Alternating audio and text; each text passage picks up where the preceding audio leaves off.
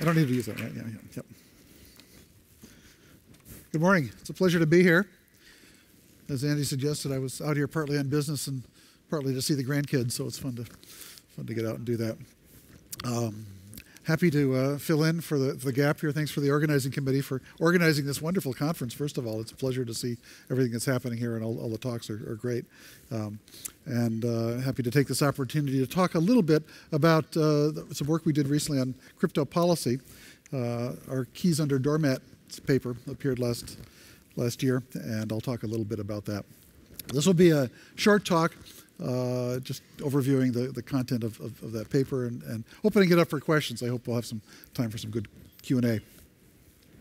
So this is not technical in the sense of, crypto development, no equations or anything like that. This is a talk about policy, and it resonates very much with the talk you heard yesterday from Amy Stepanovich on crypto policy. So a lot of what I say will resonate well with what she said, and also a bit with a talk that Ava and Morgan gave as well. So the title of the paper that we wrote is Keys Under Doormats, and I'll explain the context for that. The subtitle, Mandating Insecurity by Requiring Government Access to All Data and Communication, sort of explains what it's about. And there's quite a host of us as co-authors: Hal Abelson, Ross Anderson, Steve Bellevin, Josh Benelow, Matt Blaze, Whit Diffie, John Gilmore, who's here somewhere. Hello, John. Matt Green, Peter Neumann, Susan Landau, myself, Jeff Schiller, Bruce Schneier, Michael Spector, Danny Weitzner participated in this. And many of us were co-authors on an earlier report that I'll mention as well. So the context for this paper begins back, well, really in the 80s, but let's start with the 90s where it's a little clearer. At that point, the government has always had a problematic relationship with crypto in the public domain. And this first really surfaced with some force in the 90s when the US government expressed concern about the development of crypto in the public domain.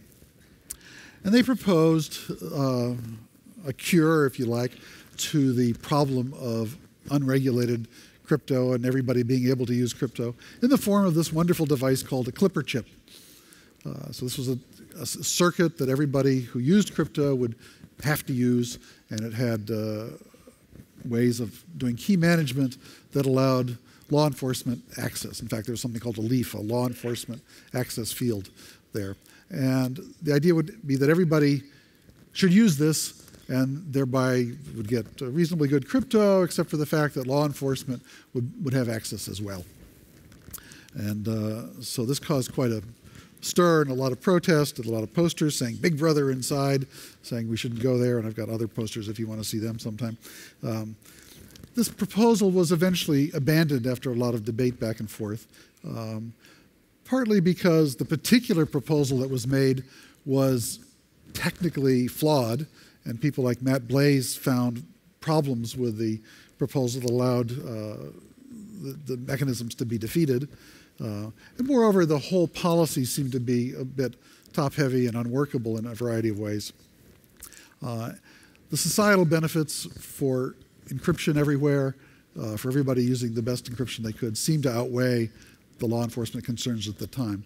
There's no denying that law enforcement has some issues with encryption, but on the whole, we have to judge these things in terms of a societal balance. Where's the most benefit for the most people? So this was, we thought, abandoned. We thought the crypto wars were over, but that turned out to be only Crypto Wars 1.0.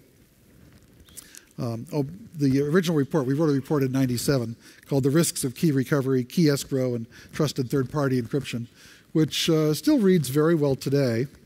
And I recommend that you go look at that if you're interested in following these policy debates. Probably the main difference between then and now is that things are much more global now. At the time, the policy debate was primarily a US policy debate, and the focus was on what should US policy be. And now the question is really, how do we have any kind of global discussion of these kinds of issues? Is there any way forward that would help law enforcement out of their problems, is sort of the question that's being asked. So now it's 2015, it's 20 years later, And this issue has surfaced again, primarily from law enforcement in the US, that's the FBI. Not so much intelligence agencies, they're pretty good at getting the information they need by whatever means they have. But law enforcement seems to be a bit more troubled by the use of encryption and the fact that criminals can use cryptography, effectively defeating some of the access desires that the FBI has. So the phrase "going dark" is often used, although I think that misstates the position. I mean, law enforcement has so many tools to get information these days; it's almost scary. But the concern is that law enforcement will not be able to get access to data that it has a warrant to get an access to, and that's the concern. This is not only a U.S. issue now. England, the U.K. has come up. David Cameron in England has said, you know, we would also like to have a policy for access. They've proposed revisions of the Snoopers Charter and so on. Amy talked about that yesterday. You've heard about their concerns. And so the proposal that's floated is for something called exceptional access. So rather than trying to do what they did with the Clipper chip scenario, which is propose a specific technical approach, they say, well, we don't care how you do it. We just want to have access when we think we're legally authorized to have access. And we'll call that exceptional access. And we want all you smart techie types to figure out how that should work. And so that's sort of the positioning of the policy question that's been raised by the FBI. So our report, as I said, that just came out a few months ago, it's called Keys Under Doormats, and it's a revisiting of these issues in today's context. In many ways, the debate has not changed. The issues are still the same. Law enforcement wants access when it believes it's authorized to have it, and the impact on society in terms of weakening of the internet infrastructure is still there, in spades, even worse. Our conclusion, basically the world's become more complicated since the 90s. The idea of providing exceptional access for law enforcement is even more dubious at this time than it was then. So I'd like to follow through and describe sort of our reasoning and thinking on this. There's really a couple of key points, I think, that are worth making. So the first is that I think the problem specs are missing. If you're working in security, you know that the first thing you want to do, and what I do in my class, is I ask students to write a security policy. You know, this should happen, that should not happen. You know, it should be clear what your goal is in terms of who can access what, when, and how. You know, if you don't have a policy, there's no point in talking about security because there's no such thing as having a violation. There's no policy to violate. So the question is, what policy do you want to have? And that's distinct from the implementation issues. The technical issues is how you might try to achieve that policy. So writing a policy, writing what the problem is really the first step with any kind of security problem. And that's what you'd want to do here. And that's what I think, it's not the burden of the technical community to try to specify. It's really what law enforcement wants or thinks they want. So I sort of view the situation with this metaphor that's on the slide here. You know, technology is usable by both the good guys and the bad guys, and so you can imagine when cars first came out, you know, police could say, you know, the bad guys are using fast cars to get away. Let's fix the problem so they can't go faster than the police. Well, what? I mean, that's an issue statement maybe, but it's not a problem statement. It's not a security policy. It doesn't really say who can do what when. You know, can a policeman point a gadget at a car and make it slow down? You know, what happens? I mean, there's lots of issues that come to mind if you had that. You know, maybe it's not a great metaphor, but you know, you want to distinguish between an issue where there's an issue and a security policy saying who can do what when, who has access to what, how's this going to work? So the first thing you note about this debate is that there is no problem statement. There's an issue that's been raised, but there's no specification as to what ought to happen. There's nothing for the technical folks to start chewing on and trying to implement because there's no specification of what the desiderata is, you know. And there's many aspects to that. One is, for example, the issue of jurisdiction. And that's a huge one, and it may be a showstopper for trying to make progress in this area. You know, it's not just the US anymore, right? It's a global internet, it's a global communication system.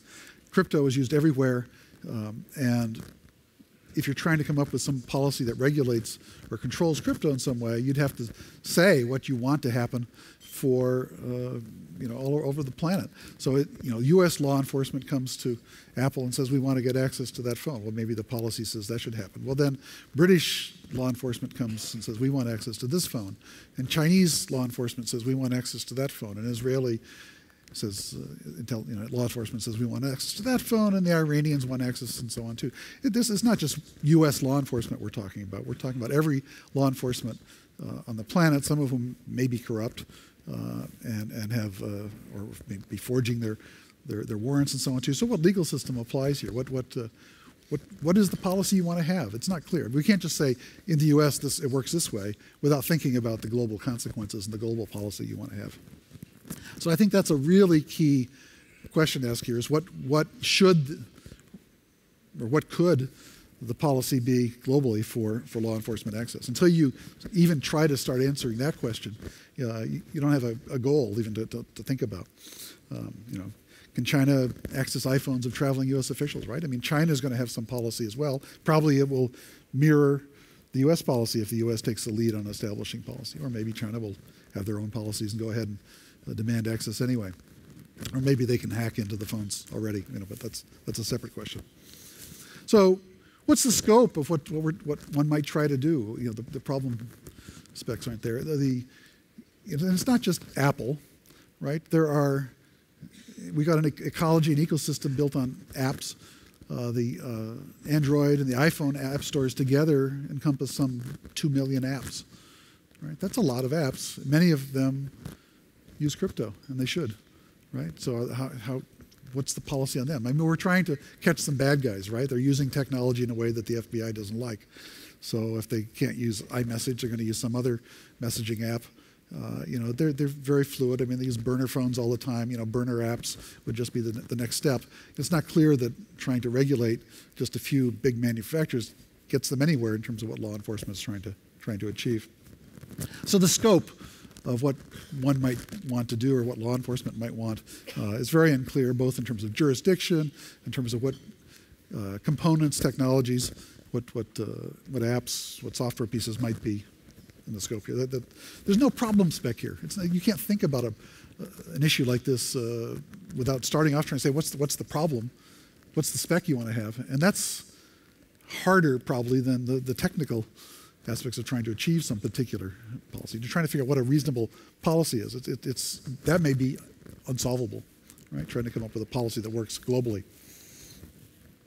Second thing is that the cure, if you try to imagine doing something, the cure is probably worse than the disease.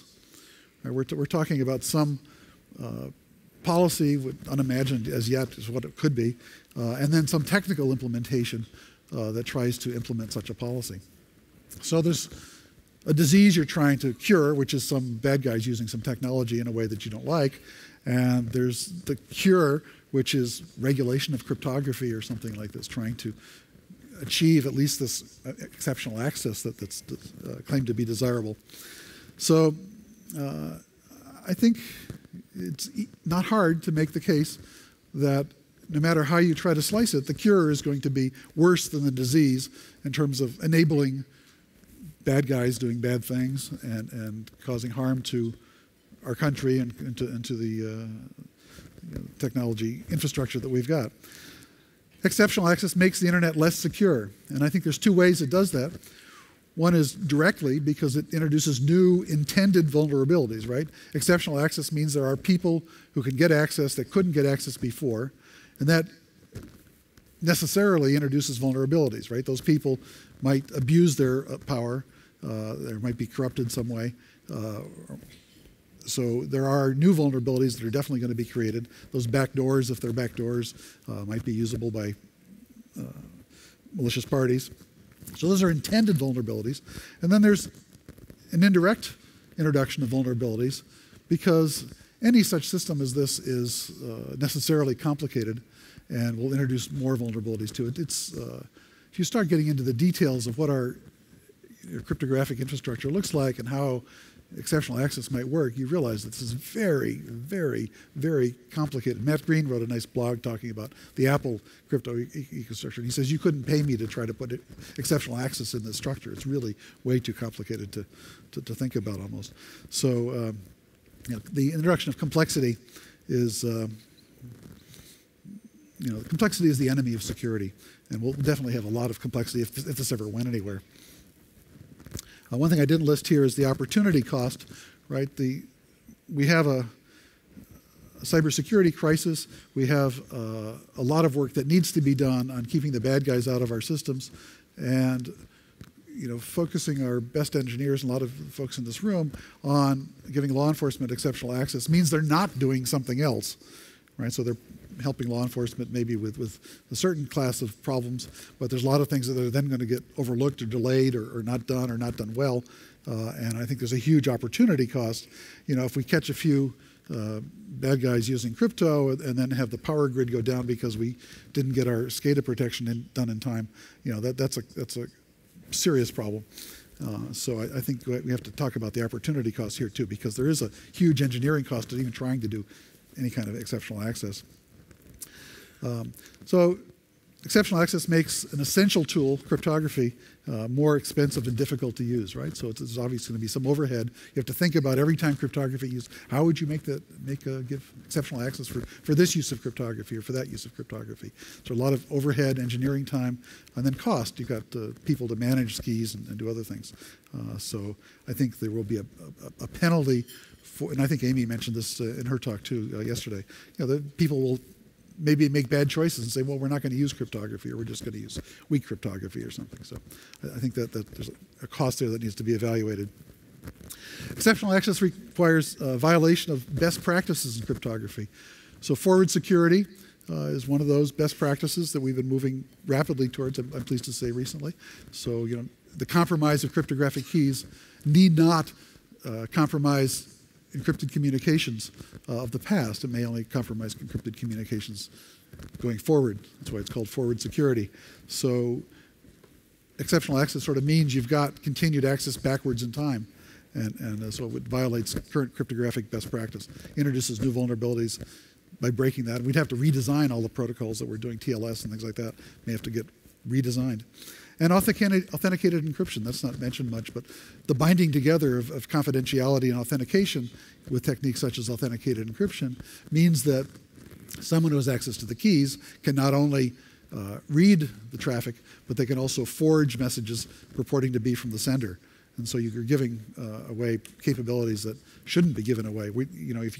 If law enforcement had access to the keys, they might not be not only able to read the traffic, but also to forge messages from legitimate parties. And it's not clear you want to go there at all.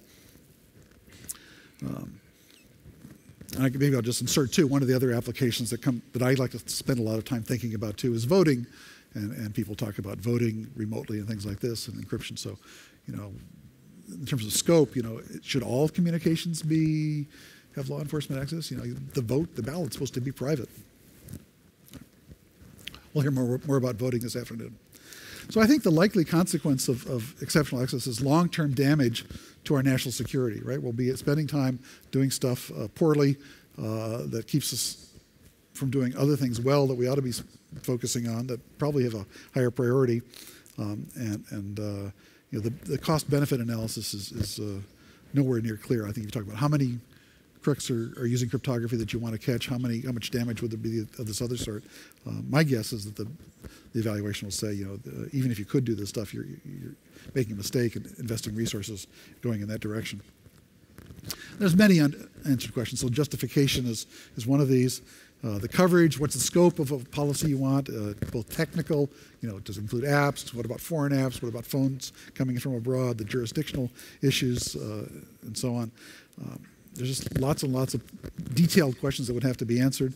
Human rights, there was a nice talk yesterday by Ava and Morgan about high-risk individuals, putting exceptional access for law enforcement for every possible law enforcement agent on the planet puts at risk those high-risk individuals even more, and I think that deserves further discussion. nothing happens in crypto without standards. You can't just have patchwork, this and that. You'd have to have standards involved. This would take a huge effort to try to figure out what a standard was for exceptional access.